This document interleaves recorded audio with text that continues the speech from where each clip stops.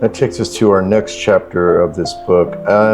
So you never, with your patients, prescribe medicine? I did when I was in medical school. Okay. I did after medical school. I did until now, especially when patients come and their blood pressure is so high, their blood sugar is so high. Yeah, we have to treat the symptom temporarily. Right.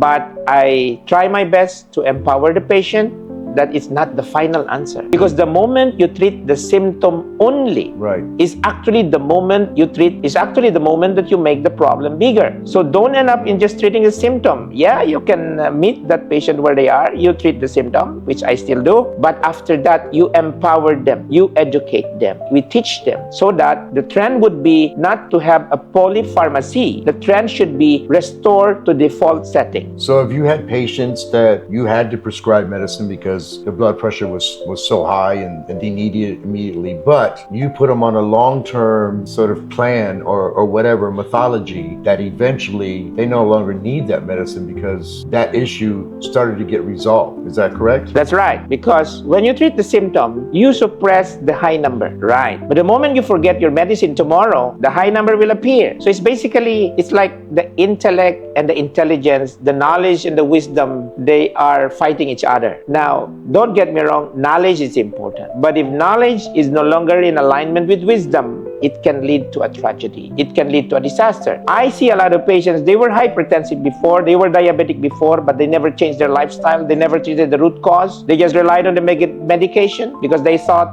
the medication made things normal. Yes, the numbers look normal, but it doesn't mean that the disease process was gone. Then later on, 15 years later, 10 years later, they end up kidney failure, heart failure, liver failure. So again, the moment you treat the symptom only is actually the moment you make the problem bigger. My mother's been taking medicine for 60 years. She started off with 1 or 2. Today she takes 15. So many people are like that. They get onto that medicine. It kind of reminds me of that study of the placebo, where if you give someone a sugar cube and say, hey, this is going to help your heart, they start thinking it's going to help their heart, and it does. So how much of the medicine is psychological for patients as well? Yep. Right? That's the usual trend of patients actually. They start with one medicine and another and another. Right. I think my record breaker, as far as my records are concerned, is 27 medicines. So why are medicines increasing? Because the wisdom, the shout of the wisdom of the body, the shout of the intelligence of the body is becoming louder. From signal number 1